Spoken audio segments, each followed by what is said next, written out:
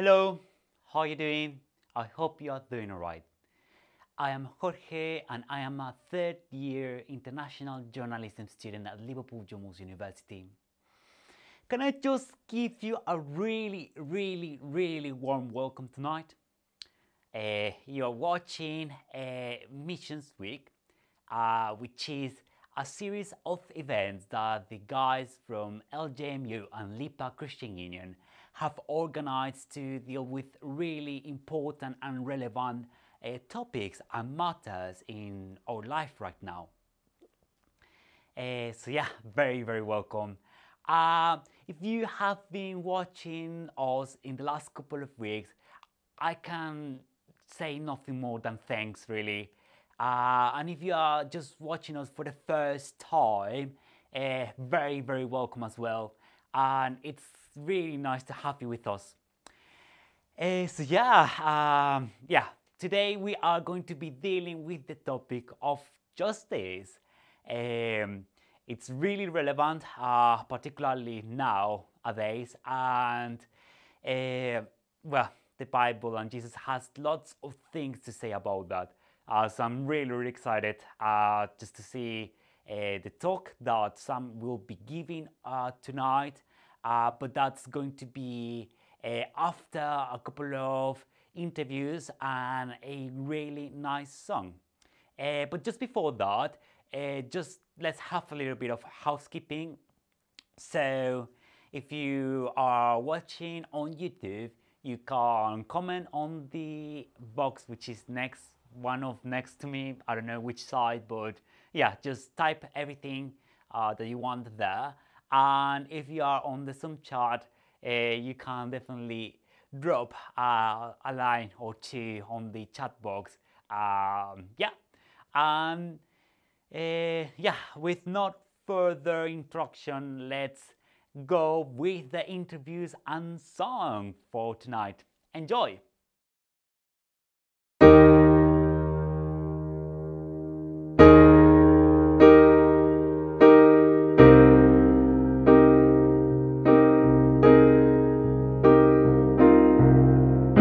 From some of the infection rates of COVID in other countries, like especially the less developed ones, that there clearly is a difference. But then you look at other countries where maybe they have a slightly more dictatorial regime in them, that that when they tell people to stay at home, they actually stay at home, whereas here maybe we don't because we enjoy our freedom.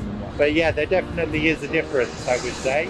I think it depends about your culture or everything. In my opinion, it is unequal, but it's just the way you grew up or about your beliefs. Maybe some of that whole herd immunity as well comes into it as well in some of these countries, and you don't know how big an effect that has as well. Yeah, just to try to understand everyone and to see the things behind the picture. So and we shouldn't care what someone is doing as long as they are not doing anything wrong. Like if they won't hurt me, what do I care if, I don't know, they are black, white, from LGBT community, or I don't know. I'm sure there are aid programs for other countries, but there's always that thing of, you look at how much the government is supporting people in this country, and that obviously has a cost, and it's a cost at the end of the day. Taxpayers and what have you are going to have to pay. So yeah, while yes, aid where you can, but there's also the element of you have to take care of your own as well.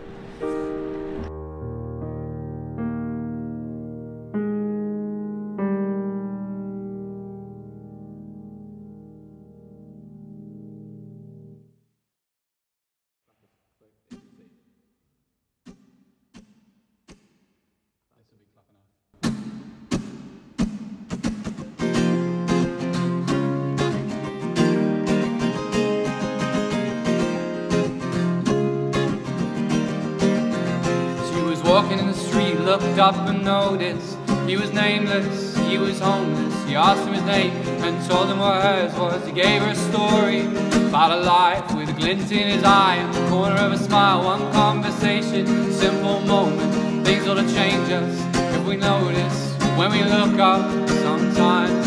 They said I would never make it, but I was built to break the mold. The only dream I'm chasing is my own. So I sing a song for the hustlers trading at the bus stop, single mothers waiting for a check to come, young teachers, student doctors, sons on the front line knowing they don't get to run. This goes out to the underdog. Keep on keeping out what you love. You'll find that someday soon enough you will rise up, whoa, whoa.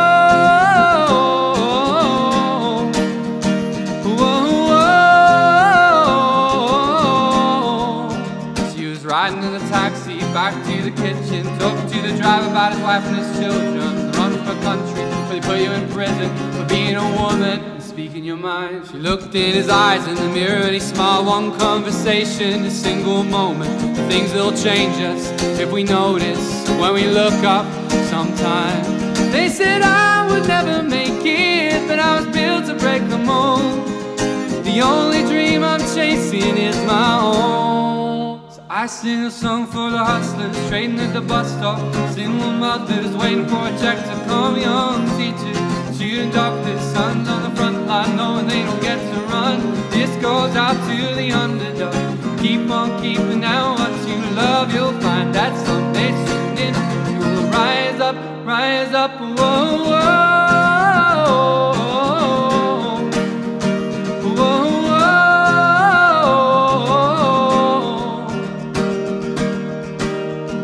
I sing a song for the hustlers trading at the bus stop, single mothers waiting for a check to come, young teachers, student doctors, sons on the front line knowing they don't get to run. This goes out to the underdog. Keep on keeping out what you love. This goes out to the underdog. Keep on keeping out. I sing a song for the hustlers trading at the bus stop, single mothers waiting for a check to come, young teachers, student doctors, sons on the front line knowing they don't get to run. This goes out to the underdog. Keep on keeping out what you love. You'll find that someday soon enough you'll rise up, whoa, whoa, whoa, whoa.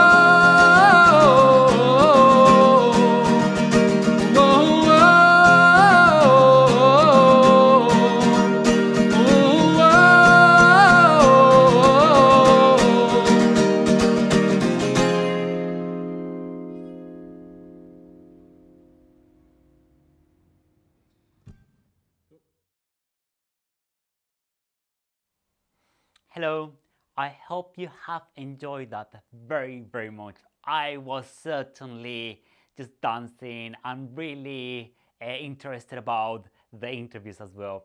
I think it was really interesting for me to see how in the song Underdog the topic of justice is viewed through the lenses of a social justice point of view. Whereas in the interviews it was more focused on the topic of vaccines and coronavirus. So definitely it allowed me to see the different layers that the topic of justice can have. But well, now we are going to move to another interview which is really interesting. I'm really excited about it. It's going to be with a former student from Uni of Liverpool, Kwame, and one of the current relays, Lucy. It's going to be leading the interview. So I hope you really enjoy that. Hey everyone, I'm Lucy, and we're really glad that you're here and that you've come along to hear this interview tonight at our Human event. I'm going to be chatting to Kwame here about his thoughts and experiences on tonight's question: how can we find equality in an unfair world? So Kwame, welcome. Thanks so much for coming. You're a Londoner and you studied in Liverpool. Since moving back to London last year, how are you finding it? Is it a big change from Liverpool, from Scousland? Yeah, first of all, thanks for having me, guys. Excited to be joining you for this interview. Yeah, it has been a massive adjustment. You find when you leave where you studied. Moving back in with the family has been really good. I guess it's the fact that, you could take late nights, watch movies at crazy times, order food at crazy times without really having those decisions questioned or probed.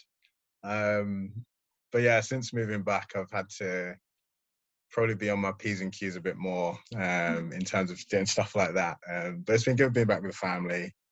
Fortunately, I've got loads of friends who live like really locally. So yeah, I've settled back in pretty quickly. So it's been good being back. Cool. Kwame, you come from a Guinean family.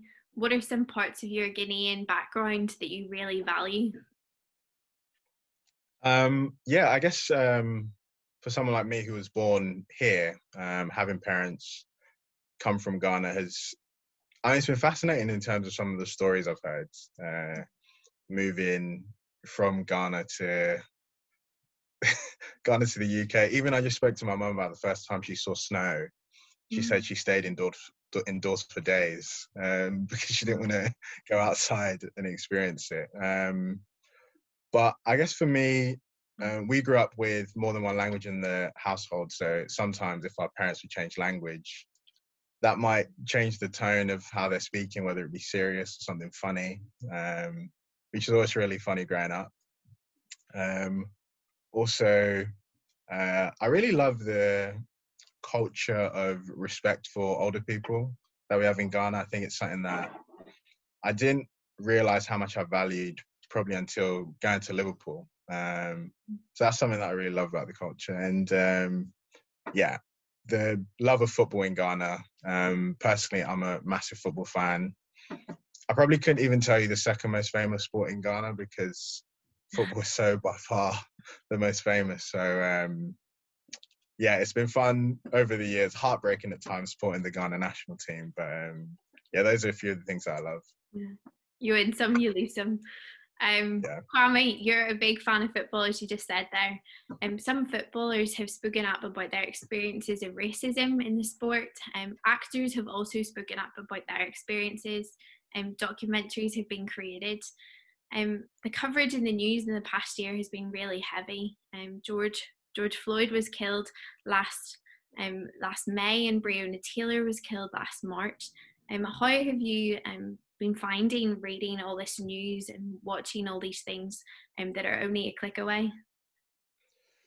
Yeah, it is heavy. I think I must admit, initially seeing the reaction to the death of George Floyd, I was actually probably a bit cynical in terms of so many deaths and murders have happened that have gone ignored, or people have mentioned for a time and then let it pass by. So I didn't think anything different would be occurring in terms of what compared to what happened in the past. So I've been surprised and excited actually by the reaction to his death. And I think there is something profound about, seeing someone killed and, everyone had access to it, having been inside in the middle of this pandemic. And I think it's really opened people's eyes to the realities that some people face in this world and the really harsh realities. And so yeah, it's been good to see that people are being exposed to these realities and looking to react to it. Me personally, being a massive sports fan, it's been inescapable, even at times when I've wanted probably to escape and just watch some sports. I'm a basketball fan as well, and one of the podcasts that I follow, his name is Stephen Jackson. The podcasters that I follow, his name is Stephen Jackson, and he actually grew up with George Floyd, and it's been really amazing seeing his reaction and him really fighting for justice. He mentioned something that really resonated with me when he traveled back to Minnesota, where George Floyd's family are. He spoke about how loads of other families who have experienced similar deaths with their cousins, brothers, fathers, mothers, sisters, friends, said we don't have a famous basketball player speaking up for our family member, bringing attention to that situation. And he mentioned how there were so many people of so many different backgrounds and ethnicities that were, supporting him or were going through similar issues. And he mentioned that there is absolutely no room for hatred and racism between people of different backgrounds, different ethnicities, because of a fight against justice is a fight for every kind of person. And I think you kind of know that in your head that there shouldn't be room for hatred, but I don't know, seeing him reiterate that, just really resonated with me. Yeah. And Kwame, you're a Christian, you love Jesus. How do you think through these topics of equality and justice as a Christian? How do you, how does your faith help in any way that you think through equality? Yeah, I think it really challenges me. It really challenges me to rethink how I think about equality and justice. If God claims to be a God of justice, then, I need to be a person who loves equality and who loves seeing justice. I think what I'd say is that equality and justice, fighting for those things, has to be a function of love. It has to come from a place where you see the value in humanity. It's something I've always wondered about, why people protest, why people campaign for loads of different, good causes. And, whether they're Christian or not, I think it's because they see the value in humanity. They see the value in human beings thriving. They see the value in human beings being cared for. And that's a good thing. That is a good thing. And I guess, being a Christian means that you're really challenged to love that and want to support that. And it is a tiring thing to be thinking about, to be fighting for, but never not right. And that value for people comes from, my understanding that God created human beings with, in his image, as the Bible says, with his qualities, with value that has a source. So, it's not just, I don't think equality and justice just rises from out of nowhere, but has a source. Yeah. And we read through the Bible of God's hatred of injustice and how he deeply values humanity. He has made man in his own image. But the church has sometimes been revolutionary in the issue of equality. For example, William Wilberforce was a Christian and he fought to abolish slavery in the early 1800s. But we cannot ignore the fact that the church has often ignored this issue. And many Christians have often dishonored God and they've minimized the harm of racism. Are there any ways that you think Christianity actually does help create a more equal society? Yeah, you hit the nail on the head with how humans have the capacity to do such evil things, but at the same time, they also have the capacity to revolutionize in such a beautiful way and change the way we think about the world. I guess with, the example you used with abolitionists, you also have abolitionists such as Harriet Tubman or Frederick Douglass. And I think, we saw a lot last summer in terms of people trying to take down statues and all this stuff, people arguing, saying, why do you want to change history and all this, that, and the other. And I guess one of the ways I've been thinking about it is that, you're not necessarily trying to change history in terms of what happened in the past, but actually give a more comprehensive, detailed, accurate depiction of what happened and why. I think that's of paramount importance in terms of telling the history of the world. And I guess with, people like Harriet Tubman and Frederick Douglass,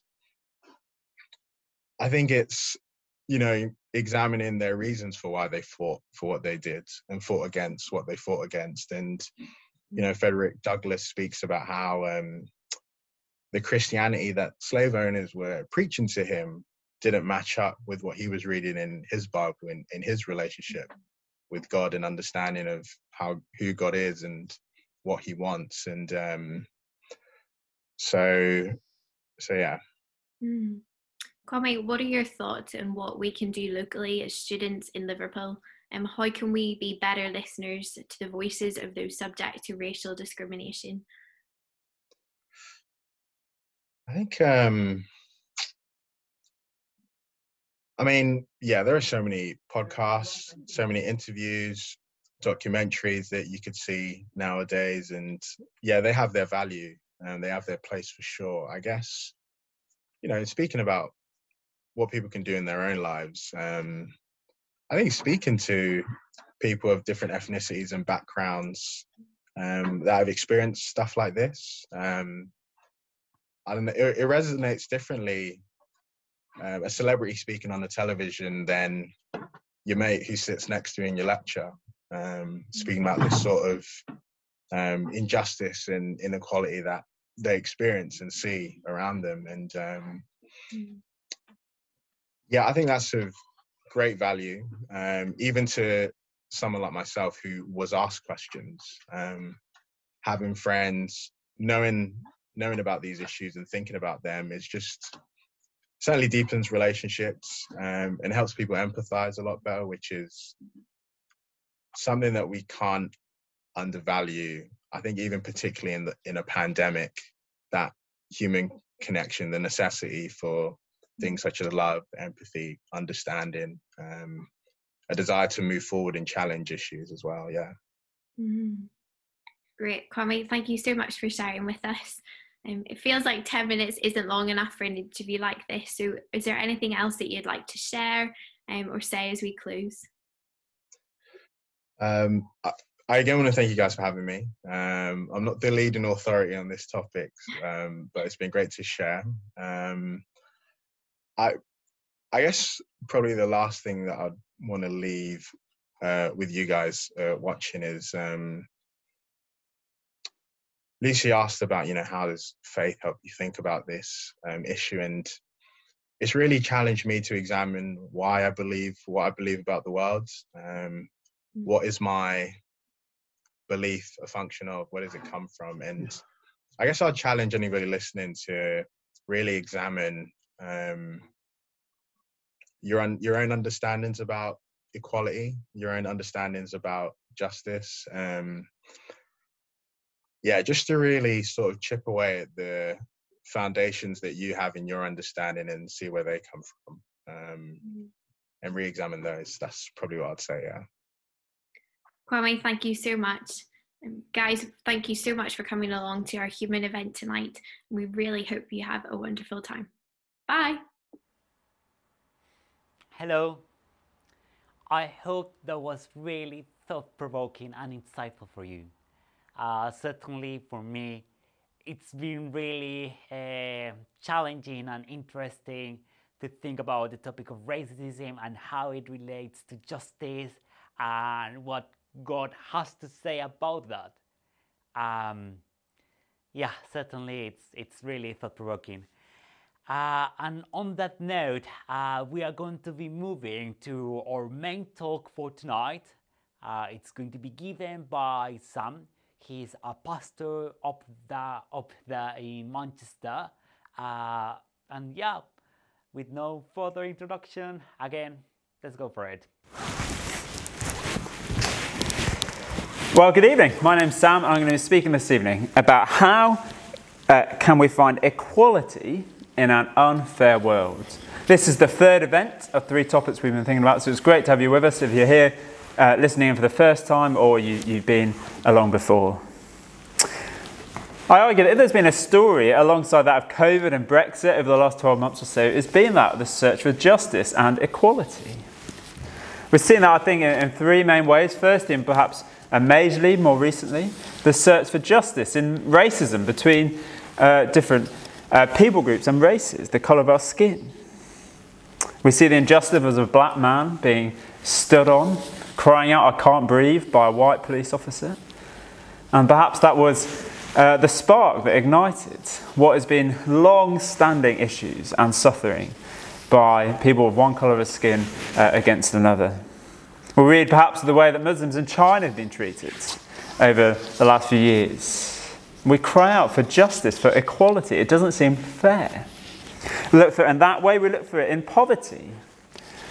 We see as COVID hits that there's some wealthy families and their big houses and big gardens, and all their kids are set up with an iPad and a Mac and able to access education. And then we have others, families stuck in small flats with no technology, that are struggling and behind in their education.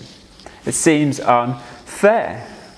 Those ethnic minorities and those in more densely populated and poorer areas seem to be struggling with COVID worse than those in the leafy suburbs. It's hard. We search also for justice between the sexes. Events of the last few years have shown us the Me Too movement. A president elected, even though records of him groping someone else came out. And we think of those in the last week or so, this Dubai princess stuck in and not able to come out. And can I say at this point, I personally have to acknowledge that I am a white male of reasonable middle class. I've never once suffered a racial abuse. I've never once wondered where my next meal is going to come from. I regularly go out running in the evening when it's dark, and I don't really fear for my life, especially not fear of being sexually attacked or abused.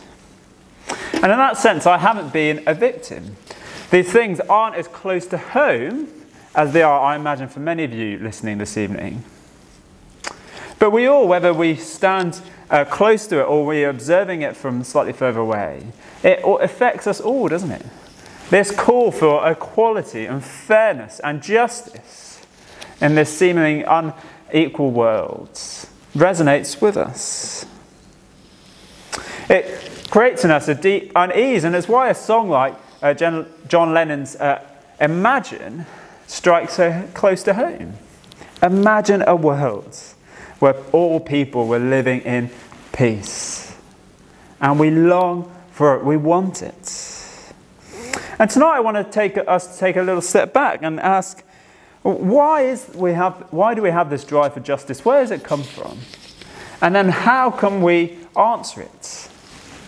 What way of thinking or leader can we follow that will lead us to that path of equality and justice? Why is it perhaps, as the US Declaration of Independence famously says, we hold these truths to be self-evident, that all men are created equal. They have certain unalienable rights, among those being life, liberty, and the pursuit of happiness. Because if we look through history and around the world in certain places today, surely it shows us that these things aren't actually self-evident. It hasn't always been like that, this belief that every person should have that universal human right. And I want to first argue this evening that without the Bible, without Christianity, we would never have the human rights that we see today. So let's wind the clock back. Let's think back to sort of the days of the Greeks and Romans. Often we hold them up idealized for their learning, their philosophy, their writing, their poetry, the buildings that they've made that we still see bits of, the Roman buildings in our country today. Yet was life in those times of justice? Well, the reality is no.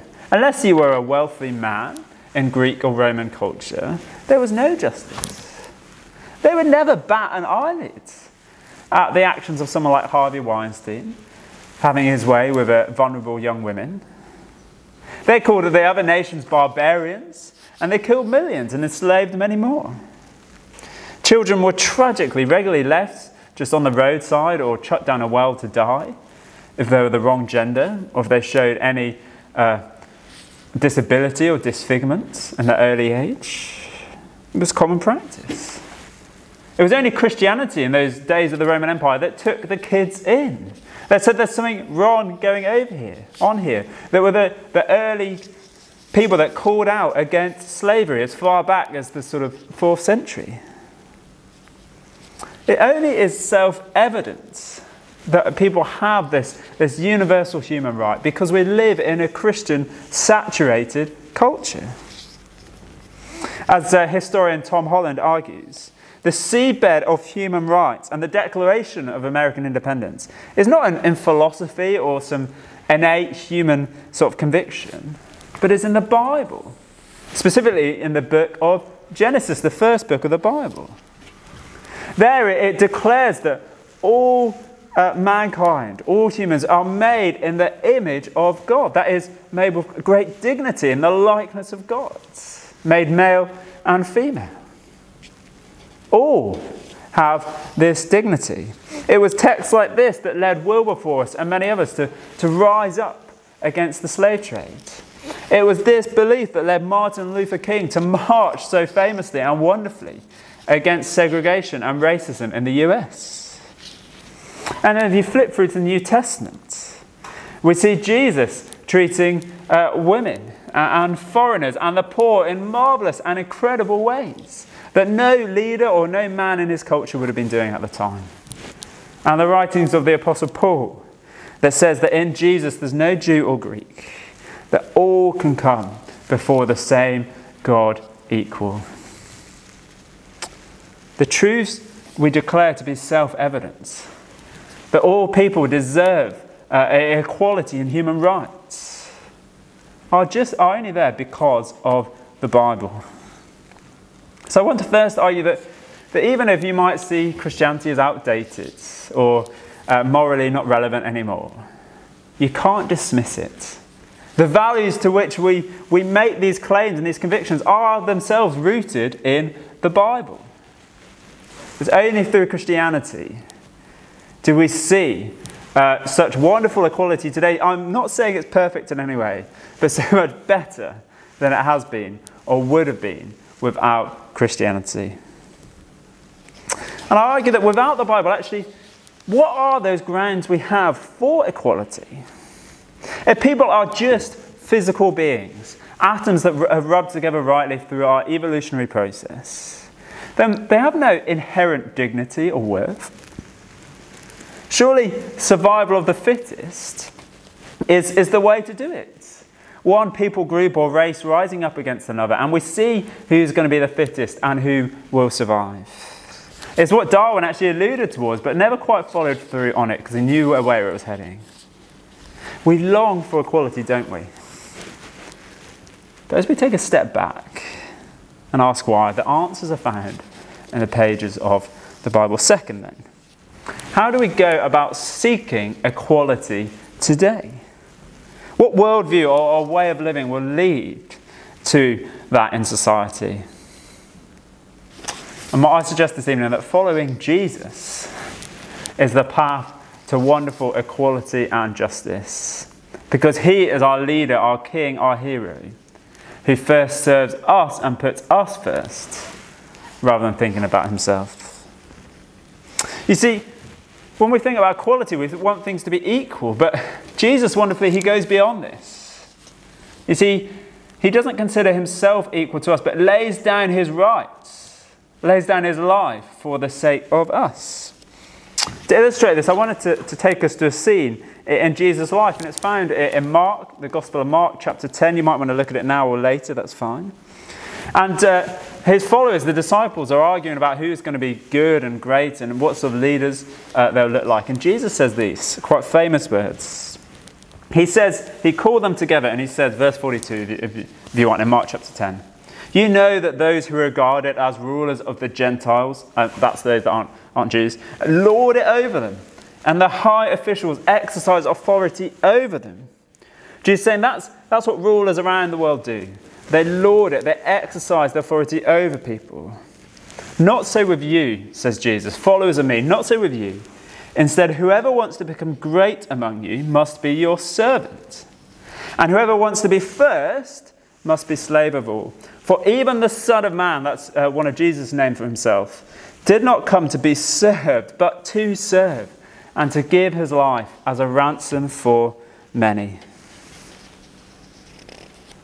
Jesus says, you want to be great, you want to be a leader, you first serve like I serve. Jesus here calls himself the Son of Man. It's a name that speaks of how exalted and heavenly, how he's God and above all. But one that did not come to be served, but to serve. Think of the scene of the Queen, perhaps, at a jubilation ceremony. High and exalted, wearing the crown and all her jewels. Yeah, imagine her not taking the adulation and sitting on the big throne at the front, but instead hearing the news that the toilets have got blocked in Buckingham Palace again, and she rolls up her sleeves and she goes to serve and sort it out. It's the picture of Jesus here. The one who is higher than all would come and serve and lay down his life to die on a cross for the sake of others. This is one to follow if we're looking to bring equality and fairness. It's like no other God or worldview I could think of. One who came in service. And do you see what that means for his followers, the leaders of his followers? Instead of how leaders of the church have tragically lived and led over the years, we're not meant to rule over people and using them to for their gain and advantage. No, to put them first and to serve. Isn't that beautiful? Isn't that what would lead to less unfairness in our society? Jesus calls his followers to love their enemies and pray for those who persecute them, not to fight back, but to serve. But how do we do it, you might ask? This all sounds good, and we don't. Jesus' example is here, so whether we follow him or not, we can sort of take some of this on board. But is this our natural tendency? Do we find this easy to do it? You see, we like to think of ourselves in the sort of good corner, and we are pointing out the inequality, the injustice, the racism, the greed over there. Yet if we want to get rid of it, if we truly want to get rid of it, well, then we have to get rid of ourselves too. You see, I'm often greedy at the expense of others. Don't always treat or think of women with the dignity that they deserve. I don't often call out injustice, but just let it happen and don't really care about it. Isn't that you too? If we're honest with ourselves? Yeah, the wonderful news we heard in this passage is that Jesus come to serve and to give his life as a ransom for many. Us who are imprisoned and enchained by this human way. Not to think of others first, but just to think of ourselves. Not to think of God, but just to think of ourselves. He's come to set us free. By laying down his life, by dying on the cross, Jesus has taken these binds which bound us. He's taken the weight of our selfishness, our greed, our sin upon himself. And he takes it to the cross and says, it's done with. And rises wonderfully on the third day, showing that it has been defeated. Jesus came as a ransom for many. Though he was perfect, though he lived a glorious and wonderful life, he suffers the greatest inequality of all by taking all our rubbish on himself, taking our place, the punishment of our sin which leads to death. He takes it so that we might live, so that we might be free, so that we might be his followers and his people and his friends. And through it, God's Spirit would come and live in you if you follow him, which changes us to be more servant-hearted like Jesus. So you want to be more fair. You want to be less greedy. You want to be a better fighter for equality. Come to Jesus. Admit that you're not perfect. Admit that you don't treat others the way they should be treated. Admit that you've ignored God and his ways. And come and turn back to Jesus. Look at him up on the cross. See that he has paid, taken away all that sin. taken it on himself, so that it is done with, it is dealt with, the guilt has been taken away, so that you may now come and be friends with God and seek to follow him, having his Spirit live in you, helping you to be more servant-hearted and follow his ways. And know that wonderfully, God then welcomes you to be part of his people, the church, a people where we're all equal. There's no hierarchy in the church. Well, there shouldn't be, because everyone comes saying that we're not perfect. We're only here because of what Jesus has done. And now we stand shoulder to shoulder, seeking to serve others. Have you responded to Jesus? Have you come to him and admitted your need for him? Because friends, through Jesus is the way that we can be changed to serve others. And through Jesus we can be welcomed to heaven, to be with him forever, in a world that we long for. One that will be no inequality. There will be no striving against each other. There will be no pain. There will be no racism. There will be no sexual assault. There will be no sin and death and curse anymore, because we will be with him forever. And Jesus says, come follow me. And how do we do that? Well, I'm going to say a prayer in a minute, and if you would like to, you can pray along. And this is how we become a Christian and follow him. We say sorry to God, so I'm going to pray sorry for living thinking I don't need you and not treating others the way I should. Say thank you, you've died in my place, you've taken my sin, I'm trusting in you, I'm turning to you. And now please help me to live for you and follow you. So let me pray that now, and if you'd like to, you can pray along. Father God, we say sorry for living thinking that we don't need you. Sorry for treating others not as I should, but instead being greedy and selfish. God, we are sorry that we haven't followed your ways. Jesus, thank you that you've died in our place. You've taken our sin and shame upon yourself.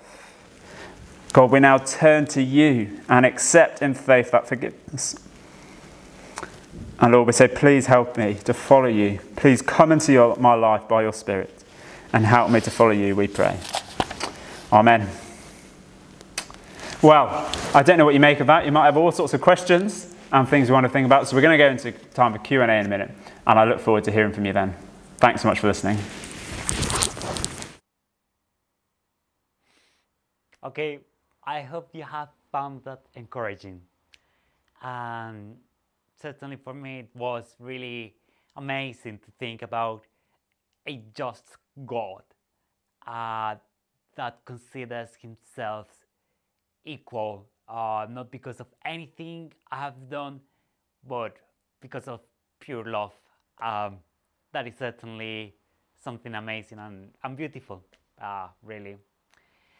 Yeah, you might be wondering about the book of Mark that Sam was talking about, so don't worry. We have Uncover Mark, which is the book of Mark, the Gospel of Mark.